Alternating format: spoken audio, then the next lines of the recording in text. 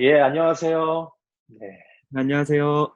안녕. 안녕하세요. 네, 이정주 목사입니다. 오늘 나의 사랑하는 책, 특별히 우리 대학부 형제 자매들과 함께 이 시간을 꾸며보도록 하겠습니다.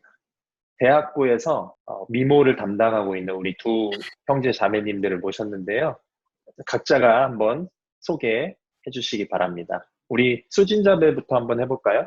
네, 안녕하세요. 저는 NYU 아부다비에서 현재 재학 중인 99년생 이수진이라고 합니다. 네, 저는 99년생입니다. 와, 아부다비를 네, 네. 저는 지금 방학을 맞아서 한국에서 가족들과 시간을 보내고 있고 아부다비로 저는 몇 주 뒤면 돌아갈 것 같아요. 학기를 아부다비에서 보낼 수 있게 되어서 네, 만나서 반갑습니다. 네, 반갑습니다. 네. 네, 그리고 우리 야구장에 계신 우리 성우 형제 한번 인사 부탁드립니다. 네, 안녕하세요. 저는 수질보다 1년 빠른 98년생 윤성호라고 합니다. 저는 수진이랑 똑같이 NIU 아부다비에서 공부하고 있고 98년생이 왜 아직도 학교에 있냐 많이 궁금해 하실 텐데 저는 군대를 먼저 갔다 오는 바람에 아직도 1학년으로 재학 중에 있고요. 저는 제 뒤에 배경에도 보이시다시피 이제 삼성 라이온즈 팬으로서 아, 야구를 매우 좋아하는 20대 청년 중 한 명입니다. 네. 네, 감사합니다. 네, 두 분 다 이제 99년생이고 98년생이고 거의 이제 끝자락에 있으신 분들인데 그래서 좀 더 이렇게 90년대생들이 어떤 생각을 하는지 잘 이야기해 주실 수 있는 분들 같아서 함께 하게 되었습니다. 너무 반갑고 우리가 이제 읽을 책들 여러분 보셨죠? 예. 90년생이 온다라는 책이 있습니다. 예. 수진 자매가 네, 다 읽었다고 이렇게 인증하는 네, 모습을 볼 수 있는데 제가 이제 또한 패널들을 막 찾아보다가 깜짝 놀란 게 대학부 학생들 중에서 2000년생들이 있더라고요. 2000년대생들이. 네. 그래서 깜짝 놀랐는데 정말로 이 시대가 급격하게 바뀌는 것 같아요. 그런 면에서 이 시대가 급격하게 바뀌고 있는 이 시대에 되게 중요한 90년대생들이 되게 중요한 역할들을 감당하고 있다고 저는 보는데요. 짧게 여러분 90년생이 오고 있다 이 책을 보고 난 소감에 대해서 한번 간단하게 한번 나눠보도록 하겠습니다. 네, 성우 형제부터 90년생이 온다를 읽고 어떤 느낌이 드셨나요? 네. 일단은 제가 원래 책을 굉장히 느리게 읽는 편인데 이 책은 이제 저랑 제 친구들의 삶이랑 많이 관련이 있다 보니까 정말 빨리 읽었었던 것 같아요.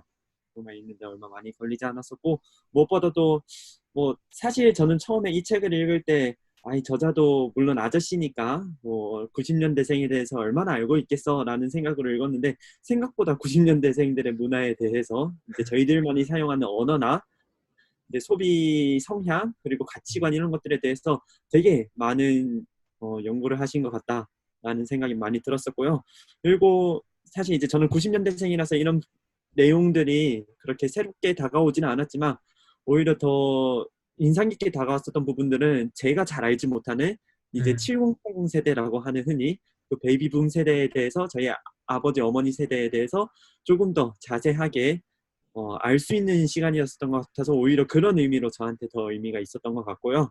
그리고 한 가지 책을 읽고 나서는 약간 조금 씁쓸함 같은 게 남았었던 게 어떻게 보면은 세대별로 각각의 가치관이 다르고 성향도 다르고 이런 점들이 왜 서로가 다른지는 이제 어느 정도 알고 있다라고 생각을 해요. 이 저자도 이제 90년대생들이 왜 자신의 세대들과 다른지 이제 그런 거에 대해서 이제 설명을 열심히 하려고 하는 노력이 이제 어느 정도 우리 부모님 세대가 자식 세대랑 서로 다르다라는 걸 인정하고 있는 것 같은 부분인데도 이제 이게 해결이 되지 않는 것을 보면은 만약에 내가 이제 저나 이제 수진이나 이런 우리 90년대생들이 지금의 7080 세대들의 위치에 올라섰을 때 나중에 00년생, 밀레니얼 세대라고 하는 이제 00년생, 10년생들과의 사회에서 일어나는 여러 갈등들을 어떻게 해결해 나가야 될까? 나도 10년생이 온다라는 책을 하나 써야 되나 하는 생각이 들었었습니다.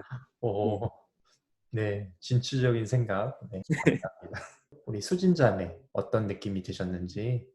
저도 성우와 굉장히 비슷한 점이 있었는데, 저도 제가 알고 있는 듯 하면서 잘 몰랐던 제 90년 세대에 대해서 오히려 이 책을 읽으면서 많이 알게 되는 것 같아요. 제가 그 세대로서 살아가고 있지만 한 번도 막 체계적으로 우리 세대는 어떤 사람들일까 이런 생각을 막 하면서 살고 있지는 않기 때문에. 근데 이 책 저자님께서 이렇게 자세하게 체계적으로 설명해 주시고 비교를 해 주시고 이런 문구를 사용해 주셔서 이렇게 얘기를 해 주셔서 읽으면서 굉장히 흥미로웠고요. 제 자신에 대해서도 많이 알아갈 수 있는 계기가 되었어요. 왜냐하면 이걸 읽어보면서 제가 여기서 설명하는 90년생들과 얼만큼 비슷한가, 제가 얼만큼 공감을 할 수 있는가 이런 생각을 많이 하면서 읽게 됐는데요.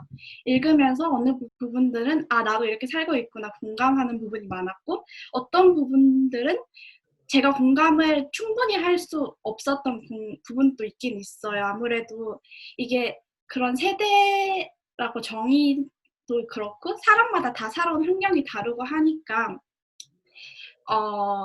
다른 점도 찾을 수 있었고, 근데 그런 과정을 거치면서 책을 읽으면서 들었던 두 가지 단어 생각이 계속 들었는데, 공감이랑 소통이라는 단어가 계속 생각이 났는데, 정말 그 두 가지 단어가 이 책을 읽으면서 많이 생각하게 됐고, 그럼 이런 세대차를 어떻게 극복할 수 있을까, 어떤 태도가 필요할까 했을 때 저는 그 두 가지 단어가 꼭 필요하다고 생각됐고요.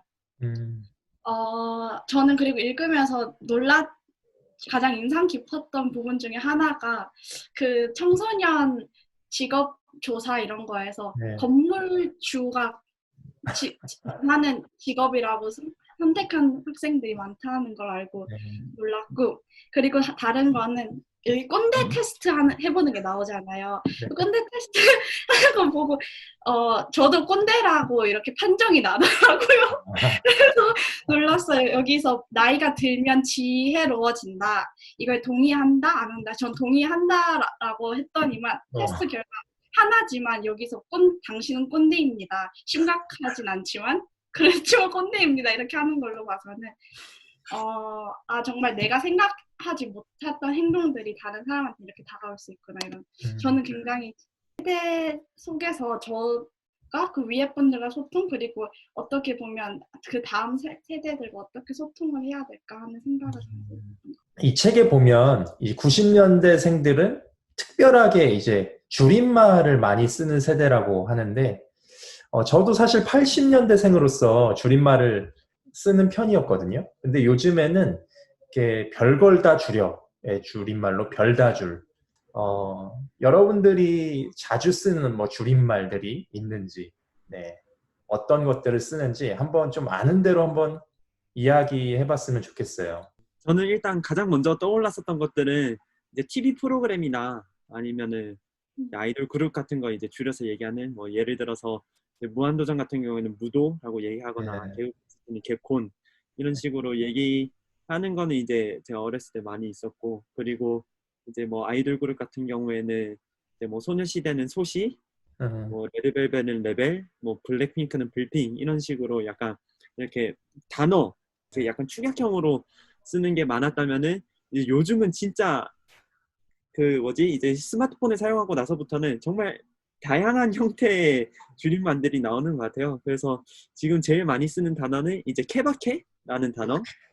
네, 이거는 사실 한국어도 아니었었고, 그쵸? 영어로 이제 케이스 바이 케이스라는 단어가 이제 줄여서 케바케가 되기도 하고, 그리고 이제 저는 이제 리그 오브 레전드라는 게임을 친구들이랑 많이 하는데, 이제 줄여서 제가 아부다비 갔을 때도 친구들한테 물어보면 항상 그 친구들은 이제 리그 오브 레전드라고 다 얘기를 하던가, 아니면 적어도 LOL이라는 단어를 쓰는데 한국에서는 무조건 롤이라고 하거든요. 그래서 그 롤이라는 단어에다가 이제 월드컵이나 아니면은 흔히 축구에서 얘기하는 그 챔피언스 리그라는 단어를 합쳐서 이제 그 전 세계에서 이제 롤 플레이하는 프로팀들이 만나서 겨루는 대회를 이제 롤드컵이라고 한다던가, 아니면 롤챔스 이런 식으로 줄여서 얘기를 하는 걸 보면서 역시 줄이는 게 많이 우리 일상생활에 많이 들어와 있구나 하는 거를 느낄 수 있었습니다. 평소에 뭐 성호 형제가 쓰는 단어들이 있나요? 군대 있을 때 네. 이제 저는 비흡연자지만 이제 친구들이 항상 맨날 하는 얘기가 있었어요. 담 타고 이런 얘기를 많이 했었는데 담터보 뭐예요? 담타가 담배 타임의 줄임말이거든요. 네.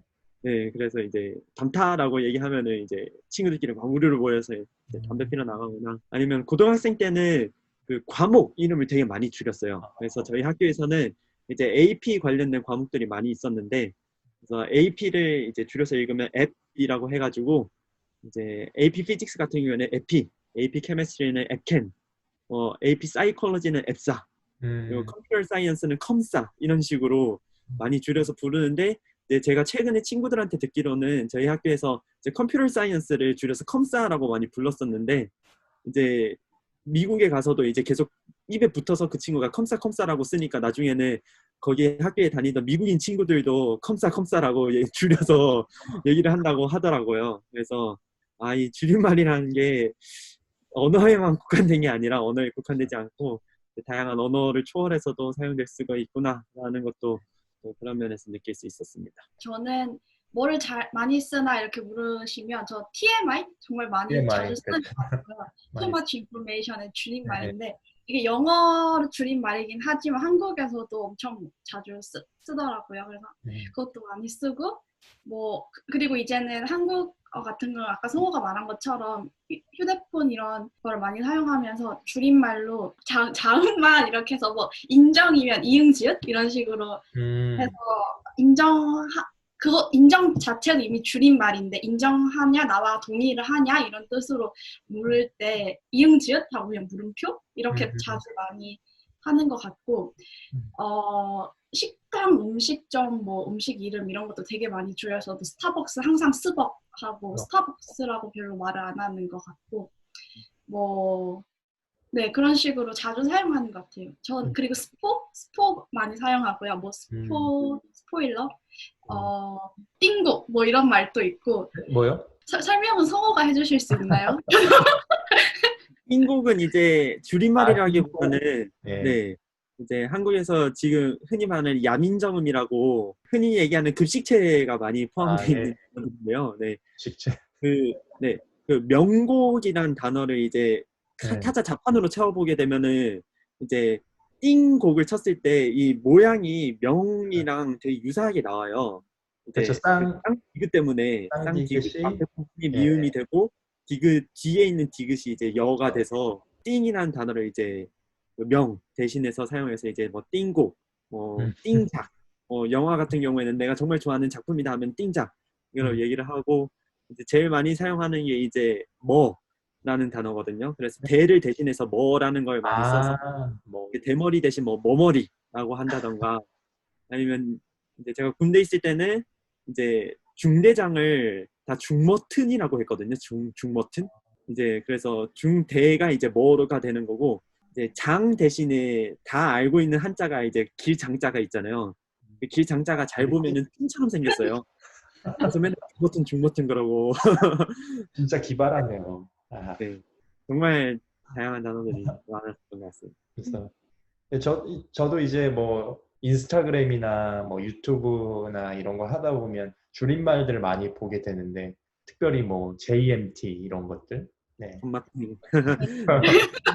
뭐 맛있다 그냥 맛있다라고 표현해도 되는데 그렇게 줄임말을 써서 표현한다든가 좀 뭐 스압이라든가 스크롤의 압박 그런 어떤 인터넷 용어들이 또 많이 줄임말로 또 사용되는 것 같아요.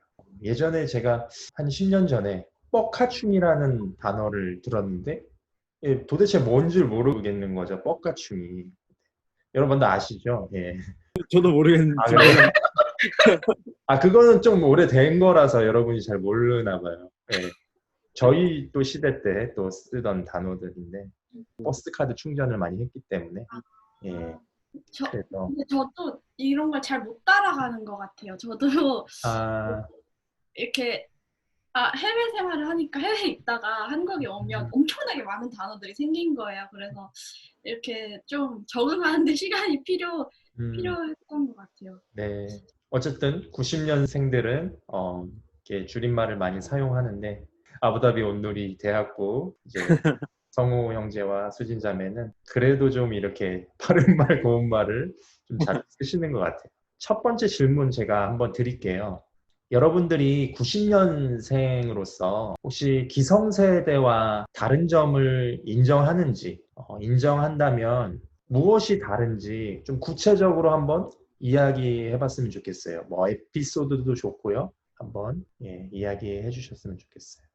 저는 가장 크게 기성세대 분들과 이런 면에서 다르다 이런 게 느꼈는 게 정보 습득 방법이 정말 다른 것 같은데 기성세대 분들은 아무래도 저희 같은 경우는 어릴 때부터 인터넷을 통해서 정보를 습득하는 게 익숙하고 그리고 인터넷으로부터 습득하는 거가 다른 점이 정말 여기 책에서 나오는데 한 방향으로가 아니라 정말 다른 창이 있잖아요. 이런 식으로 정말 다방면으로 정보를 습득하는 것 같아요.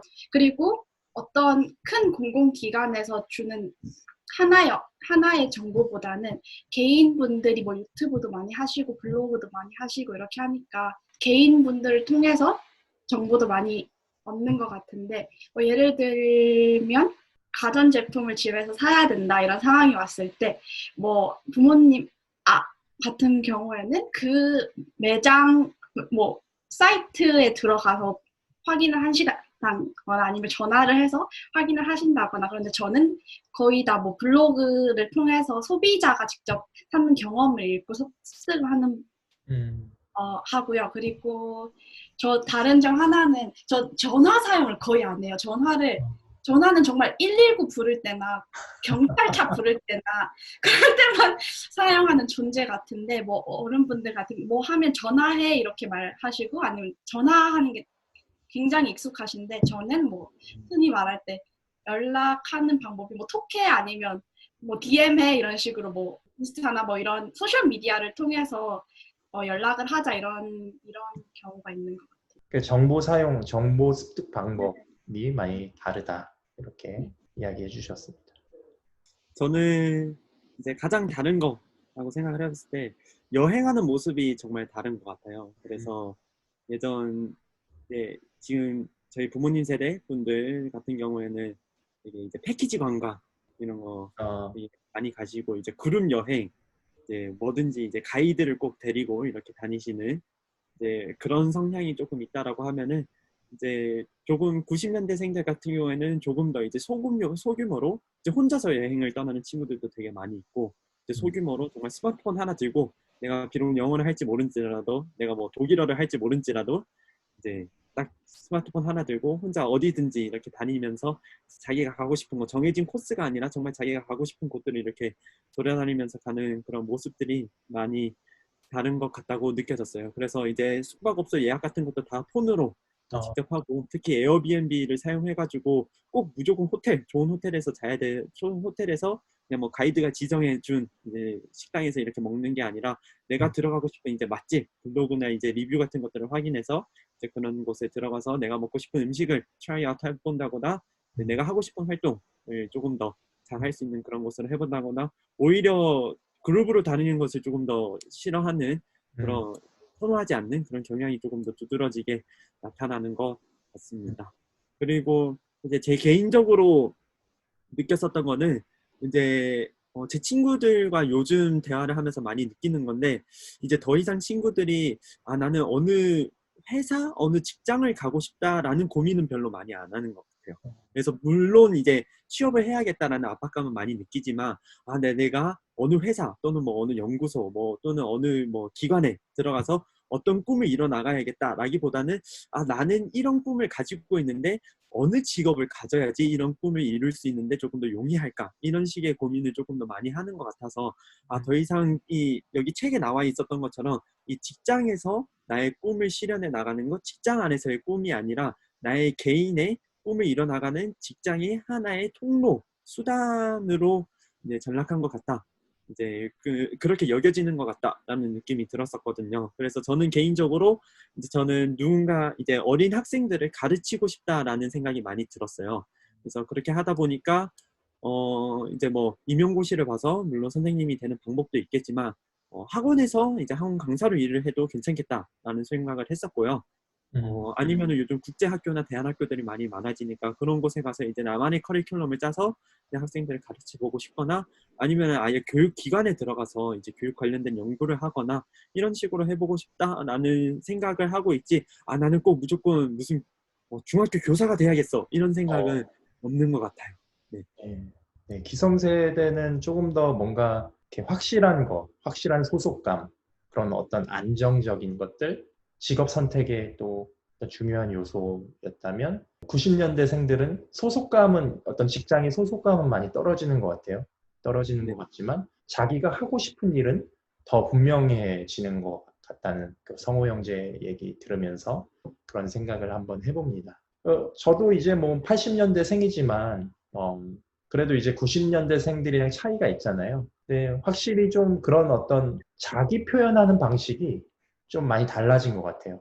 이전에는 조금 더 완곡하게 표현을 하는 것들, 그러니까 내가 직접적으로 표현하는 것들을 피했다면 요즘에는 직접적으로 자기 PR을 하거나 어떤 자기의 주장을 하는 것들이 그렇게 어렵지 않은 것 같아요. 요즘 90년대생들은 자기가 중요하고 공동체보다 어떤 자기가 느끼는 어떤 것들이 더 중요하다. 근데 이게 뭐 꼭 이기적이다, 이기적이지 않다 이런 개념이 아니라 조금 더 이 세대들이 개인의 성향을 많이 띠고 있다라는 생각이 들었습니다. 네, 그러면 다음 질문 한번 제가 해보도록 할게요. 우리가 읽은 책에서 보면 90년대생의 세 가지 특징을 제시하는데 첫 번째로 간단하거나 재미있거나 정직하거나 이 세 가지 특징을 이야기합니다. 여러분도 혹시 이런 어떤 특징을 가지고 있다면 한번 왜 이런 특징을 갖고 있는지 이야기를 해봤으면 좋겠는데 첫 번째로 간단하거나 너무 막 장황하고 설명이 많고 이런 것보다는 직관적이고 짧고 짧은데 한 번에 알아들을 수 있는 것들 그러니까 영상 같은 것들도 아주 짧은 영상인데 그 영상 안에서 메시지를 발견해내고 그것들을 찾아내고 이런 것들이 훨씬 빠른 세대라는 거죠. 어떻게 생각하세요? 간단하거나. 저는 이제 딱 이거 간단하다라는 단어를 듣자마자 든 생각이 든 게 제가 요즘 유튜브에서 자주 보고 있는 채널 중에 하나가 이제 5분 순삭이라는 채널이 있거든요.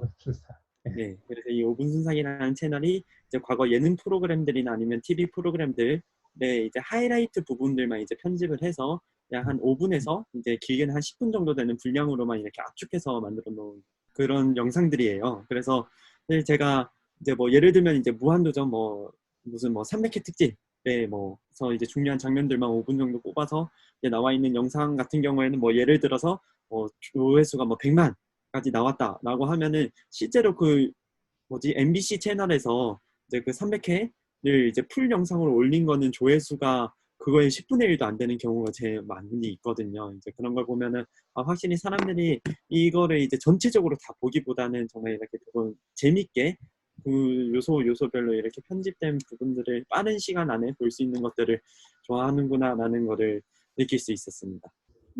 전 비슷하게 드라마 이런 것들도 굉장히 짧아지고 있어요. 옛날에는 보통 1시간 정도짜리 드라마를 봤다면 요즘은 거진 다 올라오는 게 보면 15분짜리 이런 짤막한 것도 많고 그리고 막 20회, 30회까지 가는 게 아니라 그 내용이 이렇게 쭉 연결되기보다는 그 한 편만 봐도 처음부터 끝까지 내용이 다 끝나고 그 다음 편이 연결이 안 돼도 다 볼 수 있는 그런 식으로 되는 영상들을 많이 보게 되는 것 같고요. 그리고 저는 영상볼 말고 소비하는 입장에서 간단한 거를 제가 정말 많이 사용한다는 걸 알았는데 뭐 손가락 터치 하나로 바로 구매할 수 있는 뭐 그런 시스템으로 된 곳에서만 보통 많이 소비를 하고 막 엄청 많이 제 신상 정보를 넣어야 되고 막 뭐 은행 계좌를 또 추가해야 되고 뭘 해야 되고 이런 거는 아무리 그 상품이 좀 더 싸고 좋다고 하더라도 그런 게 너무 귀찮게 느껴지는 거예요. 그래서 소비를 그리고 거의 다 휴대폰으로 할 수 있는 그런 간단한 뭐 지문 하나로 살 수 있는 그런 소비를 추구하게 되는 것 같아요. 한국에 그리고 간단하게 뭐 돈을 주고받을 수 있는 요즘 토스 이런 기능도 있었고 좀 네. 약간 문명이 또 발달할수록 또 이 새로운 세대들도 그 문명에 맞춰서 살다 보니까 또 간단한 특징이 나타날 수도 있겠다는 생각이 드네요. 네, 그럼 두 번째로 재미있거나 이 유튜브 영상도 아무리 좋은 정보를 갖고 있어도 뭐 TV 프로그램이 아무리 좋은 정보를 제공하고 있어도 재미가 없으면 안 보게 되는. 동의하시나요, 여러분? 네, 그런 것 같아요. 네. 왜냐하면 이제 제가 이제 구독하고 있기도 한 채널이 두 개가 있는데 하나는 이제 디스커버리 코리아 채널이랑 하나는 이제 충주시 채널을 구독을 하고 있거든요. 그래서 어떻게 보면은 이제 하나는 이제 사람들이 정말 많이 보지 않는 다큐멘터리를 제작하는 채널이고 다른 하나는 이제 충주시라는 지자체에서 운영하는 채널인데 어떻게 내가 이 두 개를 보고 있지라는 생각을 보고 있으면은 이 두 개의 채널에서 올리는 영상들이 흔히 말하는 이런 병맛미가 있는 것 같아요.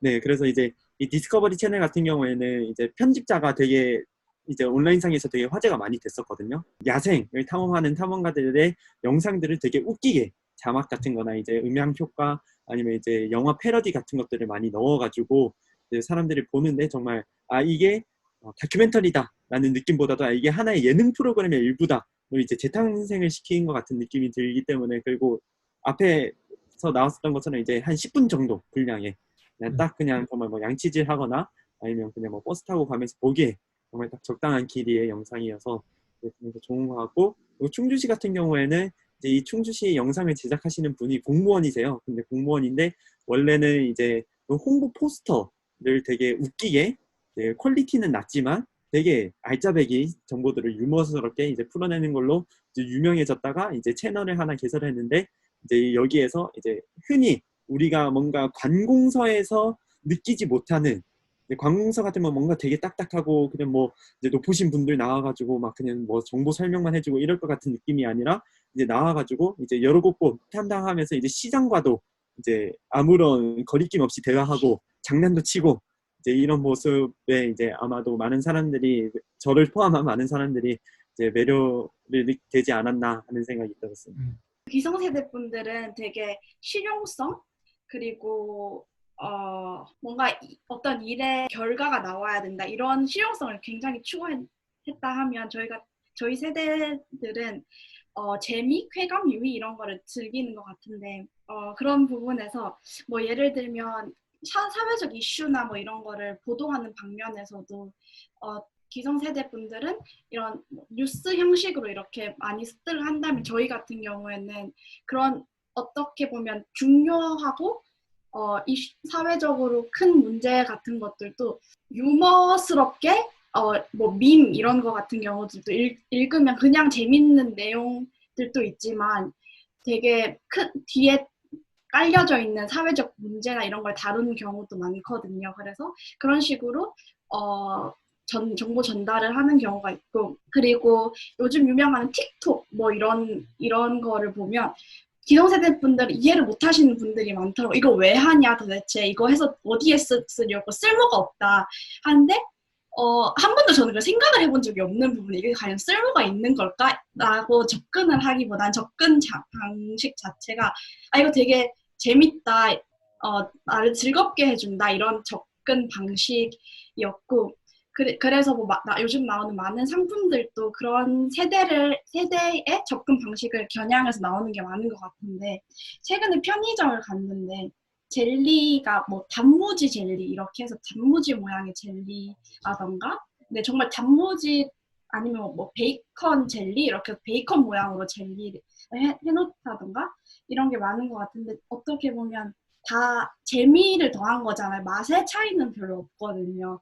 그래서 그런 거를 즐기는 것 같고 한때 유행했던 뭐 슬라임? 전 한 번도 실제로 카페에 가보진 않았는데 그런 거를 봐도 어떻게 보면 실용성보다는 항상 재미와 그때 그 시간에 느낄 수 있는 즐거움 이런 거를 많이 추구하는 세대인 것 같아요. 문화 자체가 재밌어야지 90년생들의 인기를 끌 수 있는 것 같아요.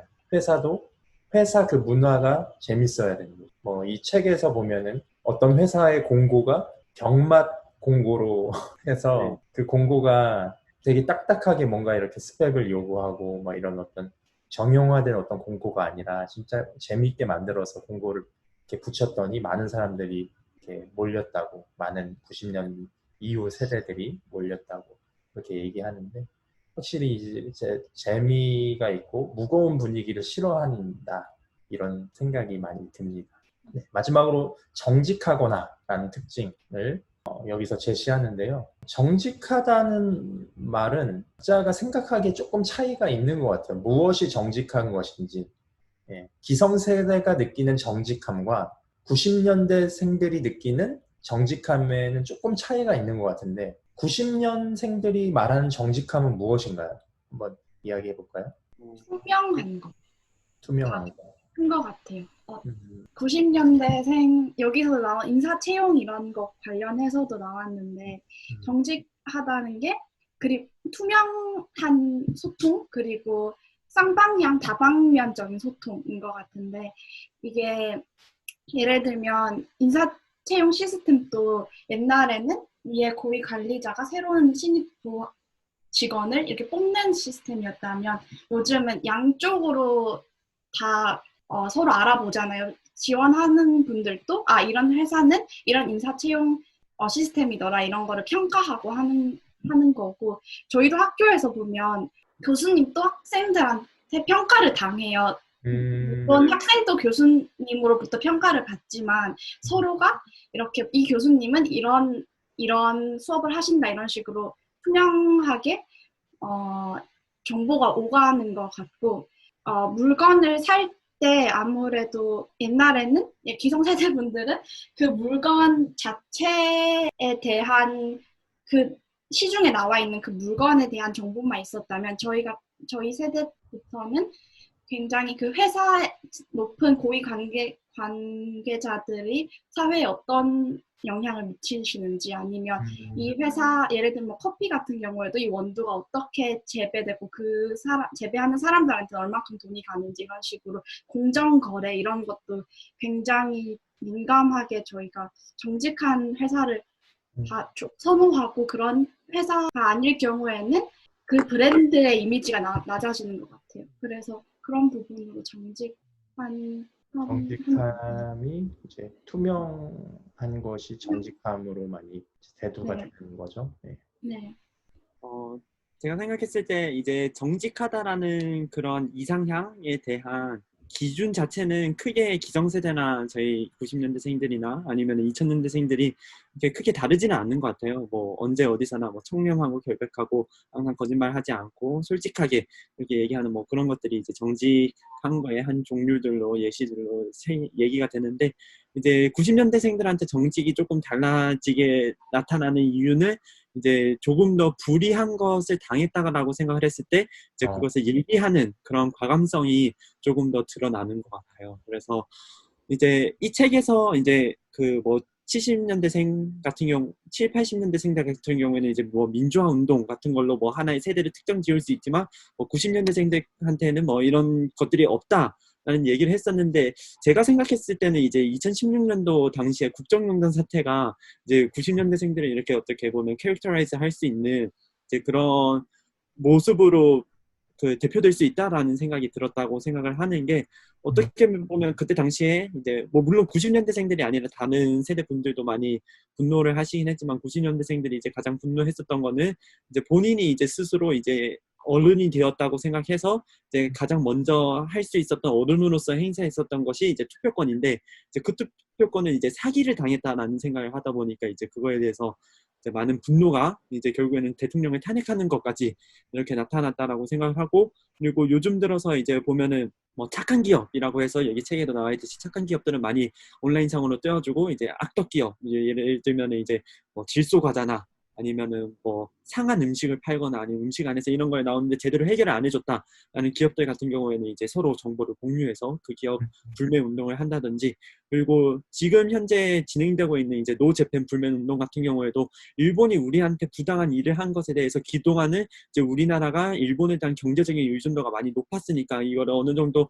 우리가 감수해야 한다라는 의견이 조금 더 컸었다면은, 우리가 이제는 이거를 참고 있는 게 아니라 이거에 대한 우리의 보이스를 내야 한다라는 의견이 조금 더 이제 커지게 되면서, 사실 정말 일본 제품의 주 구매층이라고 할 수 있는 이 20대 청년들이 이제 그 일본 여행도 가지 않고 수입산 맥주도 마시지 않고 유니클로 매장도 가지 않고 이렇게 하면서 이제 그런 것들이 조금 더 효과를 보일 수 있는 것 같다라는 생각이 들어서, 이제 확실히 사람들이 내가 이제 정직에 대한 기준은 사람들마다 다르지만, 내가 정직하다, 나의 정직의 기준이 이제 침범 당했다, 침해 당했다라고 생각을 했을 때, 이거에 대해서 이건 아닌데, 그치만 나는 힘이 약하고 약자니까 이건 그냥 뭐 그냥 지나가는 일로 둬야지, 그냥 물 흘러가듯이 지나가는 게 아니라, 그러니까 사회에 타협을 하는 게 아니라, 아니야, 이거는 나의 권리이고 내가 꼭 지켜야 하는 나의 것이기 때문에 이거에 대해서는 얘기를 해야 돼.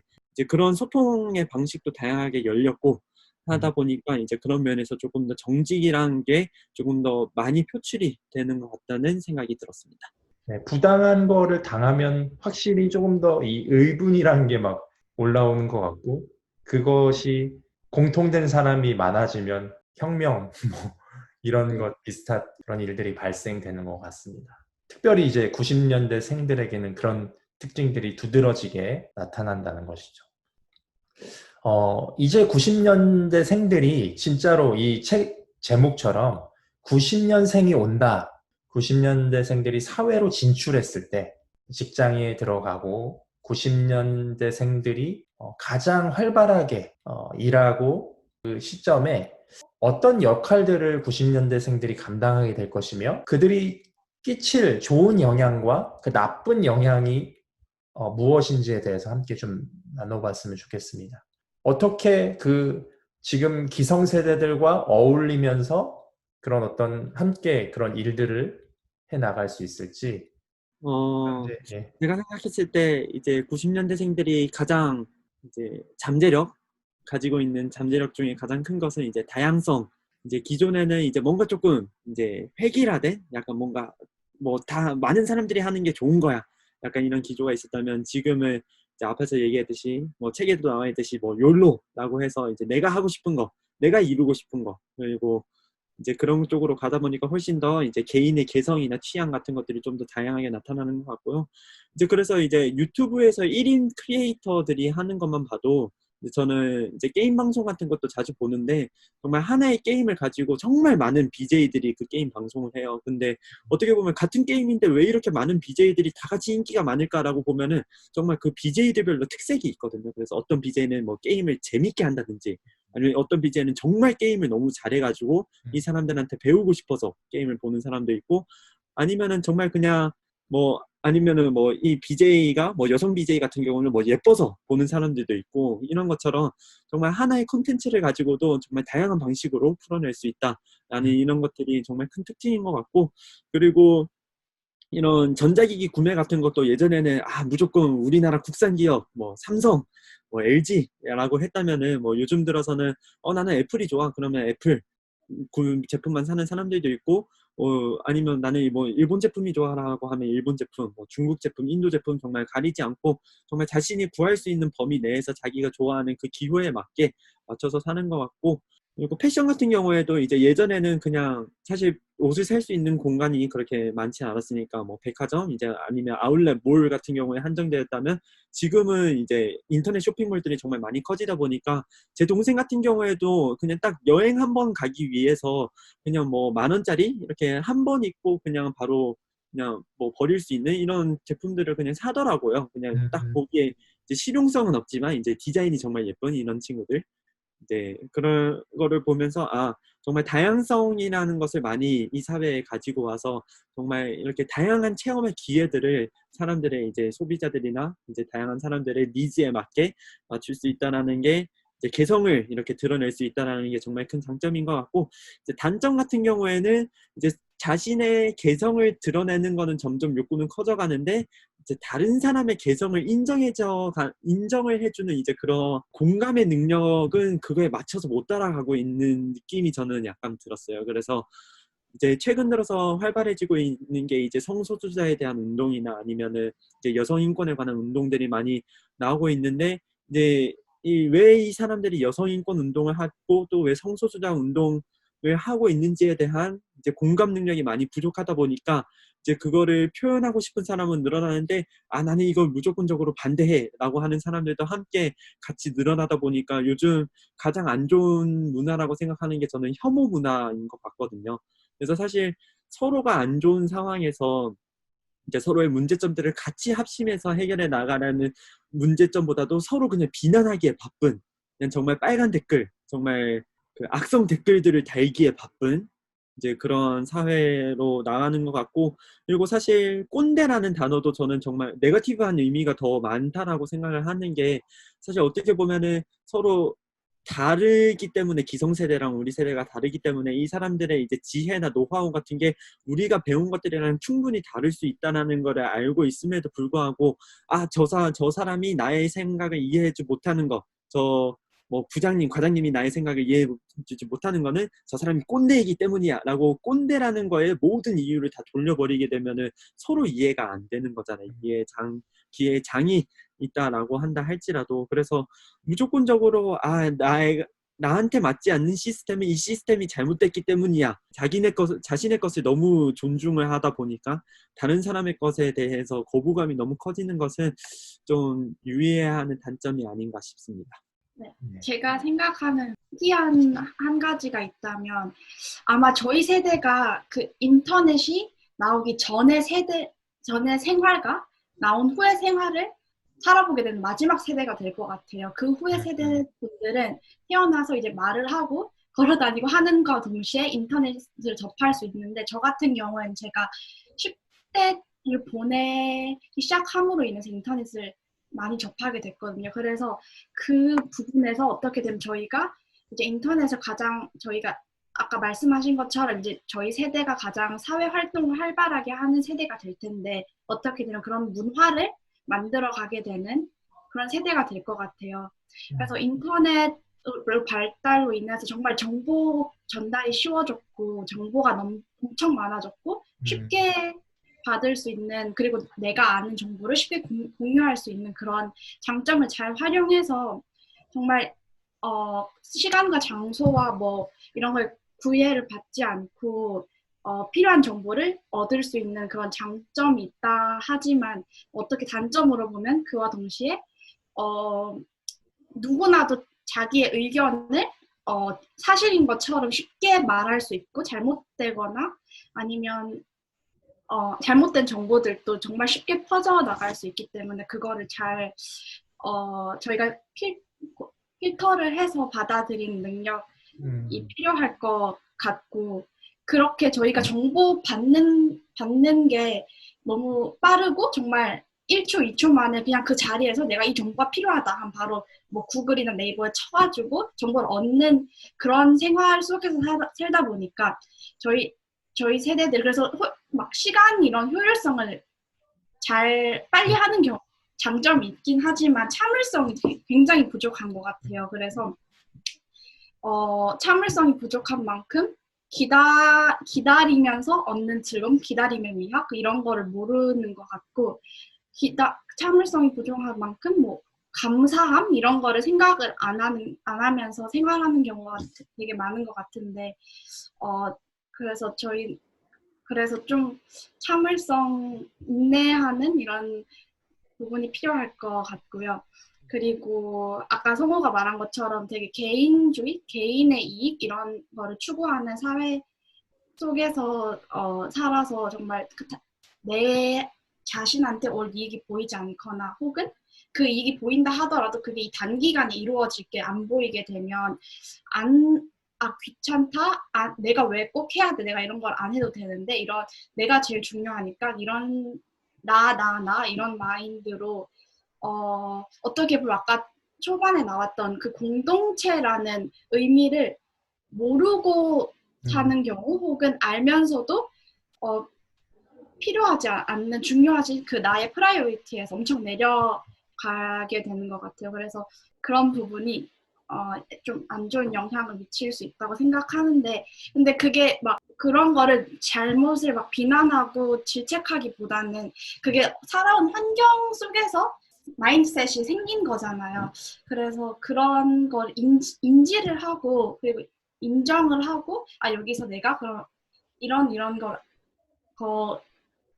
거를 어떻게 하면 이렇게 바꿀 수 있을까 이런 생각을 하면서 네, 같이 협력을 하면서 우리가 기성세대 분들로부터 배울 수 있는 점을 배우고 우리가 어떤 영향을 미칠 수 있는지 생각을 하고 하면서 사는 게 그냥 중요한 것 같아요. 네. 여기 있는 분들은 나이는 어리지만 그래도 되게 성숙하신 것 같아요. 성숙하시고 네, 객관적으로 좀 자신을 볼 줄도 알고 그런 것 같은데 반면에 그럼 내가 나의 세대를 보는 것, 객관적으로 나의 세대를 보는 것이 지금 이렇다면 확실히 좀 기성세대들이 이해가 안 되고 고쳤으면 하는 것들이 있다면 한번 얘기해 주시고 혹시 또 궁금한 것들, 기성세대는 왜 이런지에 대해서 궁금한 것들이 있다면 그 질문을 한번 해보시기 바랍니다. 저는 궁금했었던 게 뭐 이거는 모든 세대들 다 마찬가지일 것 같지만 저는 왜 특별히 유난히도 이제 90년대생들은 이제 노력이 끈기가 부족하다. 뭘 열심히 하고자 하는 의지가 없다. 라는 얘기를 유난히 많이 듣는지는 솔직히 얘기하면 잘 이해가 되지 않거든요. 왜냐하면은 저는 개인적으로 부모님들이 더 잘 아실 거라고 생각을 해요. 지금 학생들이 얼마나 힘든 삶을 살아가고 있는지 8시에 등교해가지고 어떻게 보면은 부모님들보다도 주 8시간 근무제 시행된 52시간 근무제 시행된 이후부터는 이제 부모님보다 더 일찍 일어나서 학교를 간 이후에 이제 학교를 하면은 친구들이랑 놀 시간도 없이 학원을 무조건 뺑뺑이 돌아야 되고 학원 뭐 밤 10시에 끝나고 돌아오면은 숙제를 해야 되고 하다 보면은 이 삶을 12년 가까이 한다는 게 정말 어떻게 보면 그 부모님 세대들보다 당연히 더 많은 물리적으로 생각을 해도 압도적으로 많은 시간을 이제 공부에 투자하고 이렇게 오는데 이제 대학생들이 이제 각 대학의 이제 자유의 느낌을 만끽했을 때 이제 그런 걸 보면은 쟤네들 아직도 정신 못 차리고 논다. 군대나 갔다 와야 된다. 이렇게 하는 얘기를 듣는 걸 보면은 왜 본인들이 이제 본인의 자식들 세대들한테 그렇게 이제 교육을 시키고 하셨으면서 왜 이제 너무나도 많은 것들을 요구하는 게 아닌가 하는 생각이 사실 들기는 했었거든요. 제가 생각하기에도 뭐 90년대생들이 특별히 뭐 노력이 부족하다던가 뭐 끈기가 없거나 이런 건 아닌 것 같아요. 기성세대들이 지금 이제 90년대생들에게 거는 기대가 커서 이렇게 좀 잔소리도 많이 나오고 탐탁지 않은 부분도 많이 생기는 것 같아요.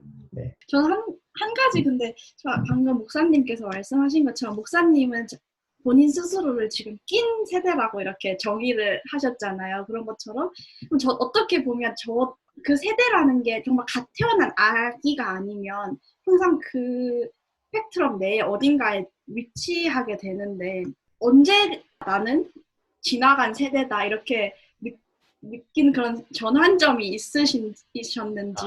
낀 세대라고 이렇게 스스로 정의하는 이유는 어쨌든 지금 주류를 이루고 있는 7080 세대들과 하지만 지금 저는 이제 80년대생이지만 사회에 좀 약간 헤드에 위치한 사람들은 거의 이제 60년대생, 70년대생 그런 선배들이잖아요.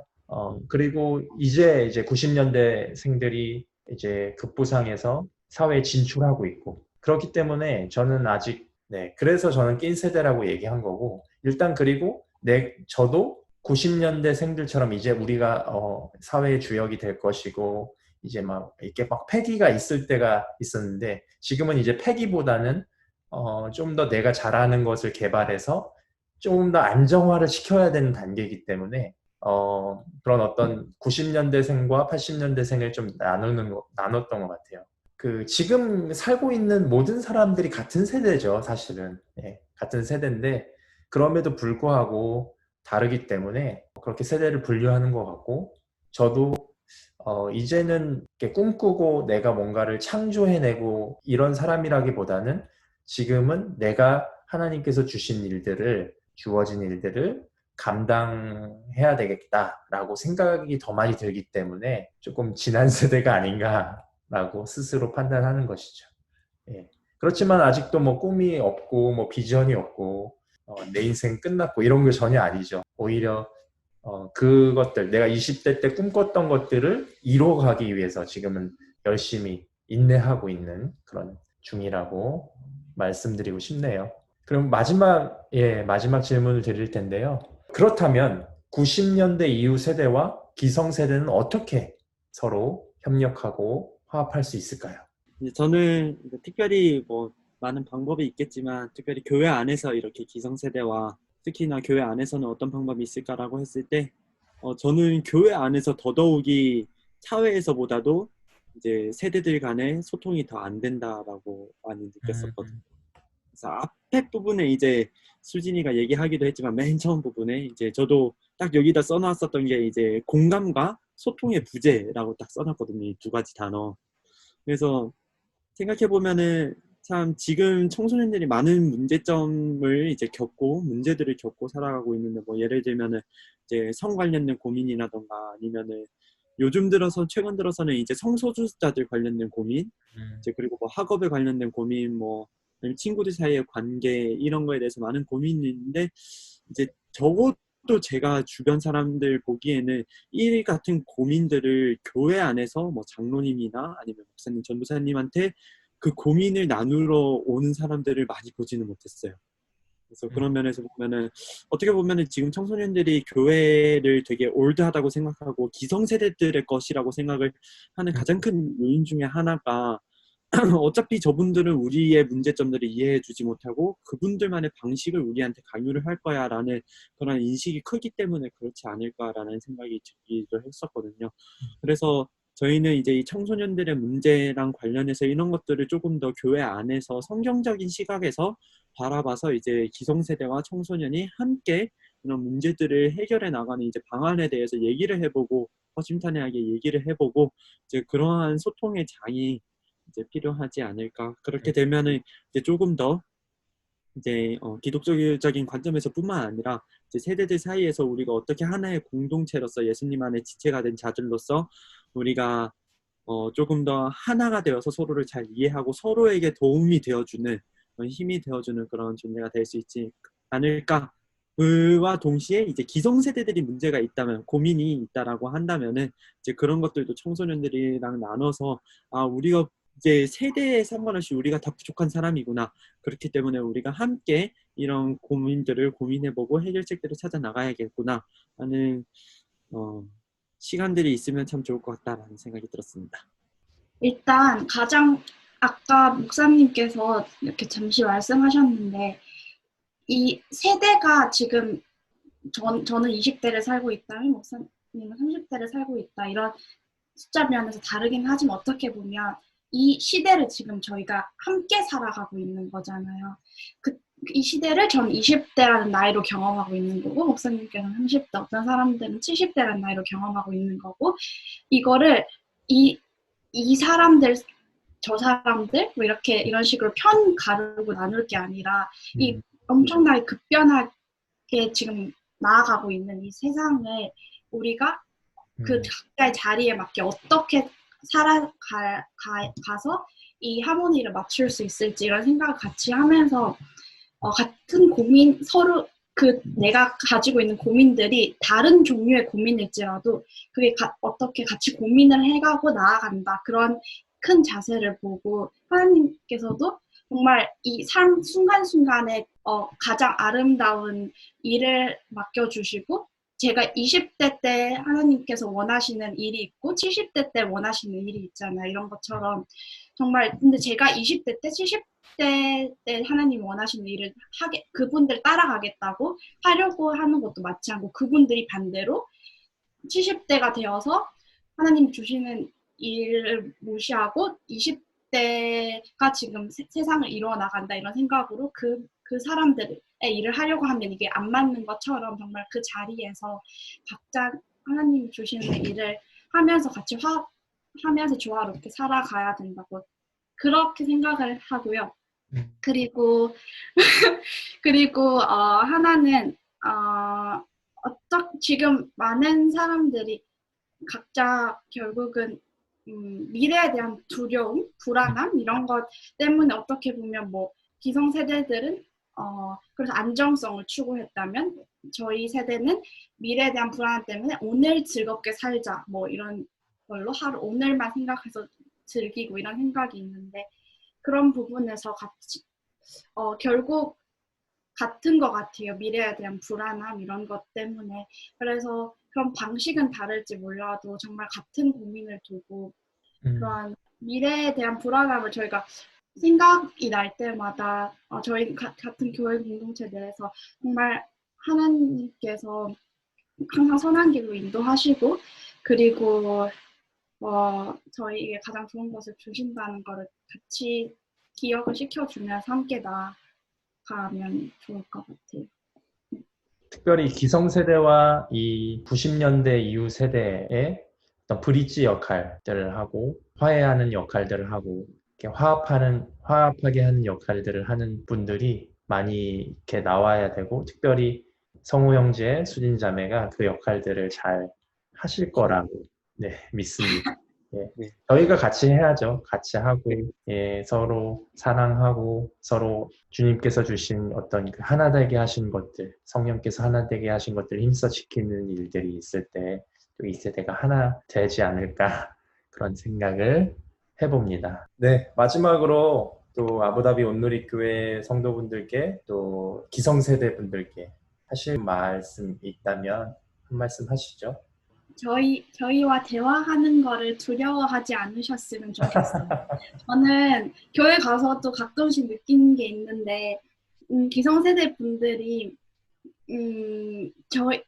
어떻게 보면 저희가 좀 뭐 아까 말하는 것처럼 줄임말도 쓰는 단어도 다르고 용어도 다르고 해서 좀 접근하기가 어려우실 수 있을 것 같은데 저희 부모님한테 여쭤봐도 그렇고 저희 세대와 소통하는 거를 되게 힘들게 여기시는 것 같아요. 뭐 우리가 못 알아들을까봐 아니면 좀 버릇없게 얘기하는 경우가 있어서 그거 보기가 싫어서 얘기를 안 하는 경우도 있다고 하시는 분들도 있고 그런데 비록 소통하는 방법은 조금씩 다를지 모르겠지만 저희도 같이 소통하고 싶고 그리고 말씀하시는 거를 열심히 들을 자세가 준비가 되어 있기 때문에 저희한테 말씀하시는 거를 두려워하지 않으셨으면 좋겠어요. 그래서 많은 소통을 하면서 같이 튼튼한 공동체를 만들어 나갈 수 있었으면 감사하겠습니다.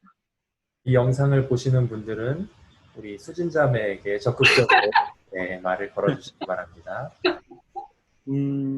사실 이 책 제목이 90년생이 온다라고 되어 있긴 한데 사실 저희 지금 대학부의 대부분의 학생들은 00년생들이거든요. 밀레니얼 세대들이기 때문에 어떻게 보면 이제 저희들도 벌써 저도 개인적으로 느끼는 00년생 친구들과 약간은 세대 차이가 있는 것 같다라는 느낌이 많이 들었어요. 그래서 이제 순장인 성화 형만 봐도 00년생들의 문화에 많이 놀라는 것 같고 그런 거 보면은 정말 우리 사이에서도 이렇게 서로 다른 점이 크게 느껴지는데 부모님 세대들은 더욱이나 우리를 이해하시기 어렵겠구나 하는 생각이 많이 들었고요. 그리고 이 책을 읽어보신다면은 이제 조금 더 이제 우리 대학생 친구들이 어떤 삶을 살아가는지에 대해서 이해를 할 수 있을 것 같고 이제 저희도 만약에 예를 들면 70년대생들을 본다 이런 책들이 있다면은 저도 꼭 그런 책들을 읽어서 저희 이제 부모님 세대들 그리고 지금 현재 아부다비 교회에 계시는 많은 그런 부모님 세대들을 조금 더 이제 이해할 수 있는데 도움이 되지 않을까 그런 생각이 듭니다. 그래서 사실 지금 한 가지 아쉬운 거는 이제 교회 안에서 대학부가 너무 이제 학교가 이렇게 좀 많이 떨어져 있다 보니까 뭔가 이렇게 교회 안에서 공동체적으로 함께 활동하는 게 적어서 그런 부분들이 조금 아쉽기는 한데 이제 코로나가 얼른 빨리 해결이 되고 다시 교회 안에서 만나서 함께 교제할 수 있는 시간이 다가온다면은 대학부와 이제 중장년층들이 조금 더 함께 이렇게 대화하고 네, 같이 놀러도 가고 이런 시간이 있을 수 있으면 좋을 것 같습니다. 70년대생들을 본다. 아, 제목 좋네요.